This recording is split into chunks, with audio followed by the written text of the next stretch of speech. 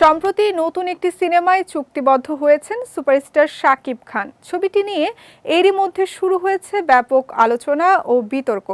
নির্মাতা আবু হায়াত মাহমুদের পরিচালনায় আসন্ন এই সিনেমায় শাকিবের চরিত্র এবং নায়িকা নির্বাচন নিয়ে প্রশ্ন তুলেছেন অভিনেত্রী দীপা খন্দকার।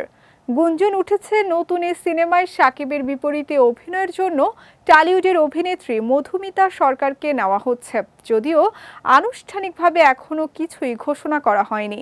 তবে মধুমিতার সঙ্গে শাকিবের একটি ফটো কার্ড এরই মধ্যে ভাইরাল হয়েছে সামাজিক মাধ্যমে। এই নিয়েই আপত্তি জানিয়েছেন জনপ্রিয় অভিনেত্রী দীপা খন্দকার। পিচ্চি হান্নান চরিত্রে মোশাররফ করিম, কালা জাহাঙ্গীর চরিত্রে শাকিব খান ও লিড ফিমেল চরিত্রে মধুমিতা। এমন একটি ফটো কার্ড ফেসবুকে পোস্ট করে প্রশ্ন ছুড়ে দীপা লিখেন, এটা কি যৌথ প্রযোজনার সিনেমা? যদি শুধু বাংলাদেশের সিনেমা হয় তাহলে ফিমেল লিড রোল করার মতো কোনো শিল্পী কি আমাদের দেশে নেই? কেন এমন কাস্টিং হচ্ছে? তার সেই পোস্টে দেখা গেছে মিশ্র প্রতিক্রিয়া। বাংলাদেশি সিনেমায় টলিউড অভিনেত্রীদের কাজ করার বিষয়টি অবশ্য নতুন নয়। আগেও বহু পশ্চিমবঙ্গের নায়িকাকে দেখা গেছে ঢালিউডের সিনেমায়। সাম্প্রতিক সময়েও শাকিব খানের সিনেমাগুলোতে নিয়মিত দেখা যাচ্ছে টলিউড তারকাদের।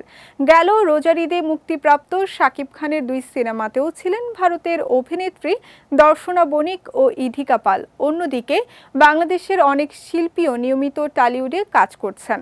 দীর্ঘদিন ধরে সেখানে সফলভাবে কাজ করছেন জয়া আহসান, নুসরাত ফারিয়া, মোশাররফ করিম, চঞ্চল চৌধুরী, মিথিলা, তাসনিয়া ফারিন সহ বেশ কয়েকজন অভিনয় শিল্পী। তাই দীপার পোস্ট ঘিরে তৈরি হওয়া বিতর্কে অনেকেই পাল্টা যুক্তিও দিয়েছেন।